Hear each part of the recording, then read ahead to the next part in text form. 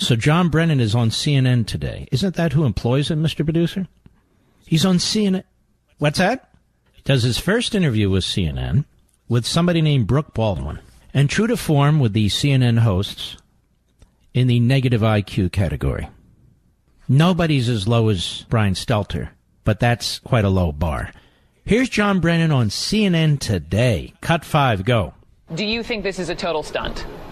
Now that is a pressing journalistic question. We call that a leading question, and then we flop a question mark after it. This is a total stunt. Now, then you change your... Do you think this is a total stunt? Wow, she's clever. Go ahead. Do you think this is a total stunt? Well, yeah, I do. I mean, it seems they're kind of making up the criterion as they go here on a base, on a very individual. By the way, let's stop. This sounds to me like Clapper, not Brennan. But go ahead. And as Jim discussed, to the extent that we have anything to offer, it has more to do with our past experience, not insight and access to current intelligence. At least for my part, I haven't had any access to intelligence since I left the government on the 20th of January of 2017. Actually, you haven't had any intelligence for decades, Mr. Clapper. That sounds like Clapper to me, Rich. Yeah, it's all right. So it's a stunt. Then what are they worried about? It's just a stunt. The guy says, I don't even need my clearance because I don't get information. I just give advice. Well, then. And your advice is what? To lie to Congress under oath? Let us continue with cut 6. Go ahead. The larger issue here, to me, has been infringement on First Amendment rights. So here's my question. How do you become Director of National Intelligence like James Jimmy Clapper and not have any comprehension of what the First Amendment says? Nobody's interfering with Mr. Clapper's free speech rights. He's on CNN. He's talking right now. Is anybody stopping him? No. You don't have a right to a security clearance. I had to give mine up when I left the Reagan administration. I had a top security clearance. I was chief of staff to the Attorney General of the United States. I knew who we were wiretapping in most instances. I knew everything. Well, not everything. Everything I was told. Some of the FISA warrants. Some of the parole requests. That is, pardoning requests. Some of the ongoing intelligence investigations involving the FBI and so on. You don't get to walk out the door and say, you know what, I want to keep my my classification and so forth. Nobody stopped me from talking. I don't have it. Anyone stop you folks from talking? No. So this just shows you how imbecilic this guy is. Go ahead. People ought to think seriously about that.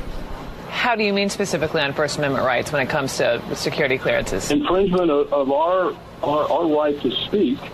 No. You can speak. Who's stopping you from being stupid? Nobody. You can speak all you want. Brennan can make an ass of himself all he wants. Nobody stopped Comey out there. He's running around. He even has a security clearance. That needs to be pulled. The man's a liar. He's a leaker. And he absconded with government documents. You can't get a security clearance and keep one for sure, especially when you're out of the government, when you conduct yourself this way. We're talking here about conduct. Go ahead. Apparently, the appropriateness of being critical of this president, which in one degree or another, all of us have been. I thought the mention of... Now, let's stop it. There's a lot of people who are critical of this president. They all don't have security clearances, so there's no First Amendment issue here.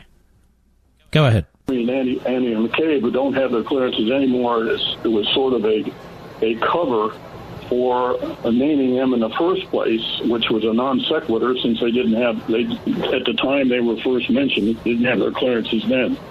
I think the notion of, the possibility of the clearances being restored is, that's kind of a red herring.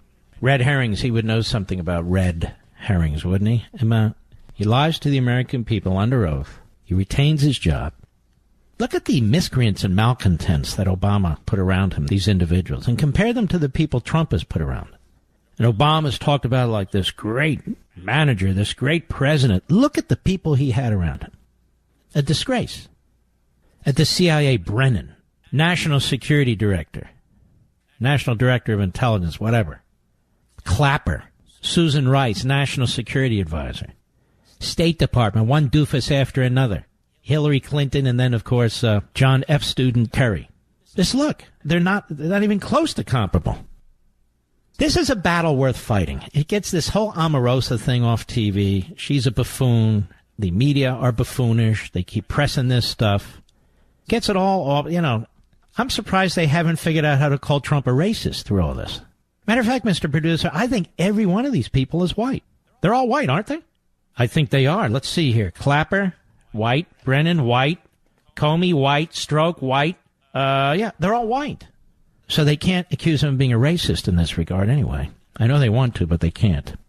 So this is not a First Amendment issue. These people, in some cases, I don't think Brennan should ever have been the CIA director. He was confirmed, however, and he got votes from people that would shock you, who claim to be national security hawks. And now they're whining that, in the case of Brennan anyway, and Clapper coming to his defense, that he should be able to keep his security clearance in perpetuity.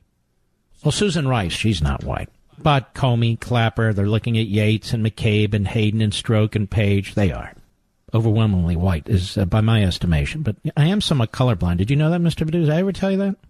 In more ways than one, I'm actually somewhat colorblind. It's true. So this is not a controversy. This is a good thing. But the media will consider it very controversial. And they already did. An enemies list. Nixonian, says the always logic deficit Mark Warner. Enemies list.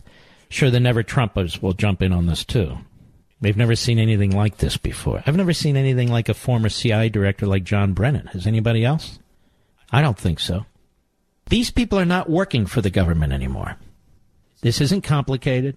They don't have to have a security clearance in order to do what they're doing. It is a privilege. The President of the United States runs the executive branch. You had a reporter say, you heard him, they're saying this is political. None of them are Republicans. Comey at least was a Republican. We used to hear that all the time, didn't we, Mr. Producer? Comey, even a Republican like Comey, even a Republican like Mueller, all these Republicans. I heard it over and over and over again. I know it's true because Juan Williams always said this, among others. Oh, he's a Republican. This Comey's a Republican, and he doesn't like Trump. And that one's a Republican. And now the president. How come there's no Republicans on this list? But there is a Republican on the list. Oh, oops. And isn't he going after his political opponents? Now think about that for a second. The former CIA director, the former this director, that director, these are intelligence. People had intelligence agencies and law enforcement agencies. They're his political opponents. So it's a given that they're his political opponents. Well, why are they ever in these positions to begin with if they're political? Oops, we probably shouldn't have said that either. No, I think President of the United States did exactly the right thing. Nixon's enemy list. You see, ladies and gentlemen, Nixon's enemy. This is Mark Warner, the buffoonish, Tourette's-ridden Mark Warner. Now, of course, Mark Warner has some answering to do, regardless of what Marco Rubio says. His contacts with a Russian oligarch. I'm sure he'll be investigated for that, won't he, Mr. Producer? Back messaging. Oh, you don't remember that, do you? Oh, yeah. The same oligarch that Christopher Steele was promoting to get a visa, who Bruce Orr was helping. Yeah.